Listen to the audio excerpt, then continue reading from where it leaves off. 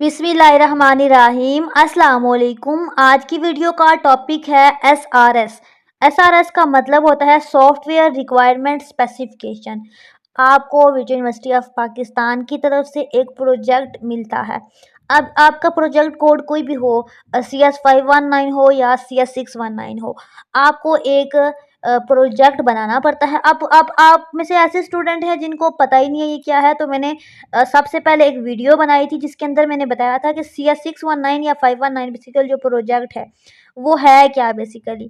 तो उसमें आपको मैंने बताया था डिटेल के अंदर, 10 मिनट की ये वीडियो है, उसके अंदर मैंने बताया था कि प्रोजेक्ट क्या है, CS619 क्या है, इससे रिलेटेड जितनी भी गाइडलाइन थी मैंने इस वीडियो के अंदर एक्सप्लेन की है। ये इस वीडियो के अंदर आपको बताने का मकसद ये है कि अगर आपको नहीं पता CS619 में क्या करना है, आप इधर उधर से पूछ रहे हैं, तो आपको किसी से पूछने की ज़रूरत नहीं, आपने इस वीडियो को देखना है। मैंने एक-एक चीज़ बताई है।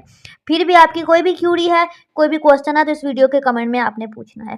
उसके बाद मैंने प्रोजेक्ट का सारा समझाने के बाद बताया था कि अगर आपकी प्रोजेक्ट की जो लिस्ट लगती है, उसमें से आप कौन-सा टॉपिक रखते हो, टॉपिक सिलेक्शन कैसे करते हैं, कौन-सा टॉपिक अच्छा रहेगा, किस टॉपिक का क्या फ़ायदा है, क्या नुकसान है, सारी डिटेल मैंने ये 4 मिनट की वीडियो बनाई थी, उसके अंदर सारी चीज़ बता दी थी।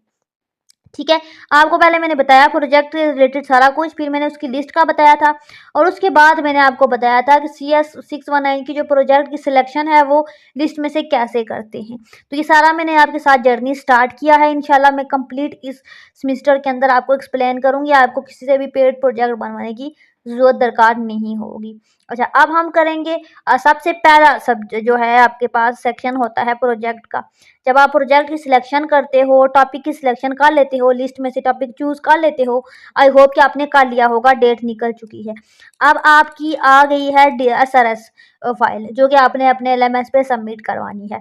हर स्टूडेंट की आ चुकी है। आपका कोई भी प्रोजेक्ट है, पीएचपी है, पाइथन है, जावा है, एंड्रॉइड है, ठीक है, कोई भी है, तो आपको मैं बताऊंगी कि जो आपके प्रोजेक्ट का फर्स्ट स्टेप होता है एसआरएस, वो क्या है और वो आप बगैर पेड बनवाए खुद कैसे बना सकते हैं। अच्छा, ये हमने एक प्रोजेक्ट का एसआरएस बनाया है। एसआरएस का मतलब होता है सॉफ्टवेयर रिक्वायरमेंट स्पेसिफिकेशन, कि जो भी आपका प्रोजेक्ट है उसके अंदर जो भी आप एप्लीकेशन बना रहे, यहाँ पे हम बना रहे ऑनलाइन इस्लामिक क्विज एप्लीकेशन। ठीक है, ये हमारे प्रोजेक्ट का टाइटल है। तो आपके पास जितनी भी रिक्वायरमेंट है इस प्रोजेक्ट से रिलेटेड आपने इसके अंदर शो करवानी है। आपने इसके अंदर मेनली शो कराना होता है कि हमने इस प्रोजेक्ट के अंदर क्या-क्या काम करना है, हमारे क्या-क्या गोल हैं जो हमने सेट किए हुए हैं, जो हमने पूरे इस सेमेस्टर के अंदर 1 ईयर प्रोजेक्ट के अंदर कवर करने हैं। तो यहाँ पे आप शो कराते हो, उसको आप कहते हो एसआरएस। आप इसको अपने एलएमएस पे सबमिट करवाते हो। अब इसके लिए सिंपली आपने अपने एलएमएस को लॉगिन करना है। ठीक है, प्रोजेक्ट वाले सेक्शन में जाना है और वहाँ से असाइनमेंट को डाउनलोड करना है, उसकी रिक्वायरमेंट फाइल को पढ़ना है कि उसके अंदर इंस्ट्रक्टर ने क्या कहा है। हर किसी की रिक्वायरमेंट चेंज होती हैं, अपनी रिक्वायरमेंट के अकॉर्डिंग ही एसआरएस बनाना है। एसआरएस बनाने के लिए आपने सबसे पहले इस तरह का पेज शो करवाना होता है जिसमें विजय यूनिवर्सिटी का लोगो होगा, आपकी ग्रुप आईडी होगी, ठीक है, आपके प्रोजेक्ट का टाइटल होगा। यहाँ पे मैंने लिखा कि एसआरएस बेसिकली है क्या। ठीक है, मैं आपको एक सिंपल शो कर रही हूँ एसआरएस का, ताकि आप खुद बना सकें किसी से बनवाए बगैर। यहाँ पे आप अपने सुपरवाइजर का नाम लिखते हो कि आपका सुपरवाइजर कौन सा है। बहुत से स्टूडेंट हैं जिनको यही नहीं पता कि वीयू में जीमेल को कैसे लॉगिन करते हैं, क्योंकि प्रोजेक्ट से रिलेटेड जितनी भी क्यूरी हैं, जितने भी इशू हैं, वो आप जीमेल के थ्रू अपने इंस्ट्रक्टर से कॉन्टैक्ट करते हैं। तो उसके लिए आपका जीमेल आपके मोबाइल में लॉगिन होना बहुत ज़रूरी है। मैंने अपने यूट्यूब पर बताया है कि अपने जीमेल को कैसे मोबाइल में लॉगिन करते हैं, वो आप देख के कर लेना। अच्छा, इसमें बेसिकली आपने सारा कुछ शो करवाना होता है। तो शो करवाने के डिफरेंट प्रोसीजर्स होते हैं। आप सबसे पहले क्या करते हो, ये डेट के अंदर बताते हो कि इस डेट में कौन सी वर्जन है, उसकी डिस्क्रिप्शन क्या है, ऑथर का नाम क्या है, उसकी आईडी क्या है, ठीक है, सारा। और उसके बाद आप सारी डिटेल को एक टेबल की फॉर्म में इस तरह से लिखते हो कि आप बताते हो कि जो आप प्रोजेक्ट बना रहे हो, पीएचपी का बना रहे हो, पाइथन का, जावा का, किसी का भी कोई भी टॉपिक है, तो उसका स्कोप क्या है, उसको एक्सप्लेन करते हो कि हमने इसमें क्या-क्या करना है, इसका क्या-क्या स्कोप है। उसके बाद उसकी रिक्वायरमेंट्स होती हैं, फंक्शनल रिक्वायरमेंट क्या है, नॉन फंक्शनल रिक्वायरमेंट क्या है। तो आपने अपने सारा इसके अंदर बताना है, अपने प्रोजेक्ट से रिलेटेड, अपने टॉपिक से रिलेटेड उसकी सारा रिक्वायरमेंट क्या है, फंक्शनल रिक्वायरमेंट क्या है, उसकी सारा इसकी नॉन फंक्शनल रिक्वायरमेंट क्या है। उसके बाद आपने डायग्राम के थ्रू शो करवाना है, आपने टेबल के थ्रू शो करवाना है, ठीक है, डिफरेंट तरीकों से आपने सारी चीज़ों को शो करवाना है कि आपने क्या क्या इस प्रोजेक्ट के अंदर करना है। तो ये बेसिकली आपके पास मैंने जो आपको यहाँ पे शो करवाया है स्क्रीन पे एसआरएस, उसकी मैं आपको यहाँ पे डिटेल शो करती हूँ। उसमें हमने सारा यही लिखा कि फंक्शनल रिक्वायरमेंट क्या है उसकी, नॉन फंक्शनल क्या है उसकी, डायग्राम कैसी बनेगी, तो आपकी ये डायग्राम नहीं बनेगी, हर स्टूडेंट की डायग्राम चेंज बनेगी, ठीक है। आपने ये नहीं बनानी, आपकी रिक्वायरमेंट जो होंगी प्रोजेक्ट के अंदर वो चेंज होंगी, ये जो है ये चेंज है। तो जो हमारे पास रिक्वायरमेंट थी उसके अकॉर्डिंग हमने ये डायग्राम बनाई है। ये डायग्राम बनाने के लिए आप ड्रा डॉट आईओ, ठीक है, ये टूल यूज कर सकते हैं। गूगल पे लिखोगे ड्रा डाटा हो तो वहां से आप बना सकते हो, एमएस विजियो पे बना सकते हो, ठीक है, जिस पे आपका दिल है आप बना सकते हो। अच्छा, यहाँ पे आपके पास जो भी डायग्राम थे उसके अकॉर्डिंग दो, एक यूजर था एक एडमिन हमने लिखा। उसके बाद ये क्विज से रिलेटेड थी तो हमने पहले क्विज यहाँ पे सारे शो की डिटेल के रजिस्टर करता है बंदा, फिर लॉगिन करता है प्रोफाइल को, लॉगिन करने के बाद प्रोफाइल सेट करता है, देखता है कि कौन सा क्विज देना है, क्विज को स्टार्ट करता है, क्वेश्चनों के आंसर देता है, क्विज को सबमिट कर देता है और रिजल्ट को देखता है और रिजल्ट को पीडीएफ की फॉर्म में डाउनलोड कर लेता है और क्विज की हिस्ट्री को भी व्यू करता है। बेसिकली ये वो सारा टास्क है जो हमारे प्रोजेक्ट की रिक्वायरमेंट के अकॉर्डिंग हमने डायग्राम के अंदर शो कर दिया कि एक क्विज देने के लिए वो क्या क्या करेगा। तो बेसिकली यहाँ पे आपने एप्लीकेशन बनानी है तो वो फर्दर हम आगे करेंगे। एसआरएस में जस्ट आपको डिटेल देनी होती है और आपका सारा एक्सेप्ट ज़रूरी नहीं है कि आप कुछ भी लिख दोगे तो आपका एक्सेप्ट हो जाएगा, ये मोस्टली रिजेक्ट भी हो जाता है क्योंकि ये आपके पूरे प्रोजेक्ट का मेन शो कराता है पॉइंट कि आपके माइंड में क्या है, आपने प्रोजेक्ट के अंदर क्या क्या सोचा हुआ है कि आपने क्या क्या करना है। तो जब वो इंस्ट्रक्टर देखेगा इसकी सोच ही गलत है तो वो फिर आगे आपका रिजेक्ट कर देगा।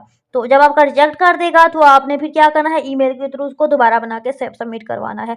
इसकी लास्ट डेट 4 दिसंबर है, ठीक है। मोस्टली एसआरएस की लास्ट डेट 4 दिसंबर है। आपने कमेंट में बताना है कि आपके एसआरएस की लास्ट डेट क्या है। अच्छा, ये जो मैंने एसआरएस बनाया है ये एक आइडियल एसआरएस है, ठीक है। आपने जो बनाना है इससे आइडिया लेना है और आपने इसको अपने अकॉर्डिंग बनाना है। तो यहाँ पे आप देख सकते हैं कि मैंने 1610 यानी कि 1610 वर्ड पे मुश्तमिल एसआरएस बनाया है और 20 पेजेस पे बनाया है। अब जो आपका एसआरएस होगा वो इंस्ट्रक्टर के माइंड पे डिपेंड करता है कि उसका माइंड कैसा है, वो आपको क्या कहता है, कितना होना चाहिए सारा, तो वो उस पे डिपेंड करता है। तो जो हमने एसआरएस बनाया है मैं आपको वो दिखाती हूँ, ये आपको काफ़ी हेल्प करेगा। ये मैंने कुछ यूज़ केसेस इसके शो करवाए हैं एक टेबल की फॉर्म में। पहले मैंने डायग्राम में शो करवाया, फिर टेबल की फॉर्म में शो करवाया। आप देख सकते हैं डिफरेंट यूज़ केसेस आपको शो करवाए, 6 और सो ऑन 7 और ये 8 एंड दिस वन। उसके बाद आपने अडॉप्टेड मेथोडोलॉजी कि आपने इस एसआरएस के अंदर कौन-कौन सी मेथोडोलॉजी अडॉप्ट की है। सारा वो आपने यहाँ पे शो करवाना होता है। इस तरीके से आपने जब आप ये बनाते हो तो इस तरीके से आपने ये पॉइंट की फॉर्म में लिखना होता है। मैंने बताया ना कि आपने डिफरेंट तरीकों से लिखना होता है। तो यहाँ पे हमने ये देखें कितने यूनिक तरीके से एक डायग्राम बनाई है, ये आप देख सकते हैं। इस तरीके से आप इसको एनहांस करने के लिए डायग्राम बना सकते हैं, टेबल बना सकते हैं इसके अंदर। अच्छा जी, टेबल के अलावा डायग्राम के अलावा और क्या होता है भला? ग्राफ होता है, ग्राफ बना सकते हैं। तो ये बेसिकली ये सारा हमने शो करवाया। अब इसके अंदर जो लिखा है ये आपने उठा के as it is copy paste नहीं कर लेना, आपने अपनी रिक्वायरमेंट के अकॉर्डिंग बनाना है। उसके बाद ये कुछ मेथड हैं जो लिखे, उसकी डायग्राम बनाई, तो ये देखें कितना अट्रैक्टिव सा एसआरएस बना है। इसको कोई भी रिजेक्ट नहीं कर सकता क्योंकि ये एक आइडियल एसआरएस है, आप देख सकते हैं। इसके अंदर हमने सारी चीज़ें लिखी है, एसआरएस की डिटेल, उसका टेबल ऑफ कंटेंट, उसको टेबल की फॉर्म में, उसको डायग्राम की फॉर्म में, ग्राफ की फॉर्म में। तो हमने बेसिकली अपने जो भी हमारे व्यूज़ थे उनको हमने एक्सप्रेस किया। एक एसआरएस के अंदर हमने बयान किया, डिस्क्राइब किया, एक अट्रैक्टिव तरीके से हमने कि हमने इस प्रोजेक्ट के अंदर क्या-क्या करना है, कौन-सी एप्लीकेशन बनानी है, कैसे बनानी है, ठीक है, सारा। तो उसको उसके लिए हमने डिफरेंट तरीकों से डायग्राम की और डिफरेंट ठीक है, ये देखिए कितना अच्छे से हमने डायग्राम बनाई है, एरो लगा के शो करवाया है। तो इस तरीके से हमने ये बनाया है, ठीक है, ये हमारे टीचर्स ने बनाया है, ये देख सकते हैं। एंड देन हमने एंड पे बताया कि हमारा वर्क प्लान क्या है, कि जो हम ये जो प्रोजेक्ट बनाएँगे, हम ये कैसे बनाएँगे। तो ये देखिए सीधी सी एमएस वर्ड पे फाइल बनी है एसआरएस की। तो ये कोई बहुत यूनिक या डिफरेंट चीज़ नहीं है प्रोजेक्ट की एसआरएस बनाना, ये बहुत ही ईज़ी है। ठीक है, अगर आप ये हमसे बनवाते हैं तो हम आपको एसआरएस बनाकर दे देंगे। 4 दिसंबर लास्ट डेट है। आपकी अगर एक्सेप्ट नहीं हो रही तो आप 4 दिसंबर से पहले हमसे कॉन्टैक्ट करें, हम आपको बनाकर दे देंगे। लेकिन आई होप कि वीडियो देखने के बाद आपको काफ़ी हेल्प मिलेगी, आप खुद बनाने के एबल हो सकोगे। वर्क प्लान के अंदर हमने यही शो किया है कि हमने क्या-क्या वर्क करना है, हमने क्या प्लान बनाया है कि हमने इस प्रोजेक्ट को कैसे कंप्लीट करना है। वर्क प्लान बनाते हुए ये नहीं सोचना कि मेरे माइंड में ये है, आपने ये भी सोचना है कि इंस्ट्रक्टर के माइंड में क्या है और आपके माइंड में क्या है? क्या आपका इंस्ट्रक्टर भी इस चीज़ जो आप सोच रहे हैं, क्या इंस्ट्रक्टर भी उस चीज़ को पॉज़िटिव समझ रहा है? ठीक है? ये चीज़ बहुत मैटर करती है, क्योंकि आपका जो प्रोजेक्ट है उसी ने पास करना है।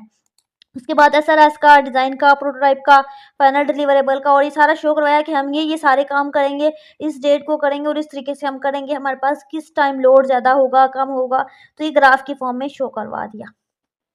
अगेन मैं आपको एक इसकी लुक दिखा लेती हूँ, ये देखें। 1610 वर्ड पे मैंने ये एसआरएस लिखा है।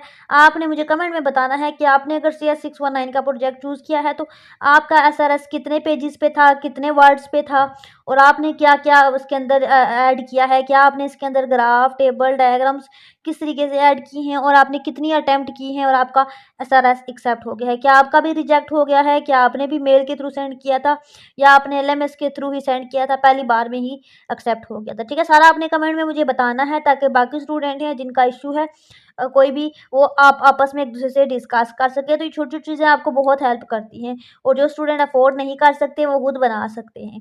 ठीक है, मैंने आपको आइडिया दे दिया। मैं इंशाल्लाह जब एसआरएस का स्टेप कंप्लीट होगा, नेक्स्ट फर्दर जितने भी इसके प्रोजेक्ट के फेसेस होंगे, हर फेस पे वीडियो बनाऊँगी और आपको एक्सप्लेन करती रहूँगी ताकि आपको प्रोजेक्ट का आइडिया हो, अवेयरनेस हो कि CS 619 का प्रोजेक्ट कैसे बनाते हैं, इसमें क्या होता है। काफ़ी वीडियोज़ मैंने पहले भी बनाई हैं, अब भी बनाई हैं और आगे भी मैं बनाती रहूँगी। इंशाल्लाह आपके साथ अगर ज़िंदगी रही, आप अच्छे-अच्छे कमेंट करें, लाइक करें, शेयर करें अपने CS 619 के फेलोज़ के साथ जो मैंने ये जर्नी स्टार्ट किया है CS 619 के प्रोजेक्ट का ताकि ज़्यादा से ज़्यादा लोगों को इससे फ़ायदा हो।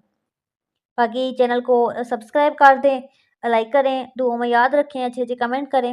अल्लाह हाफ़िज़।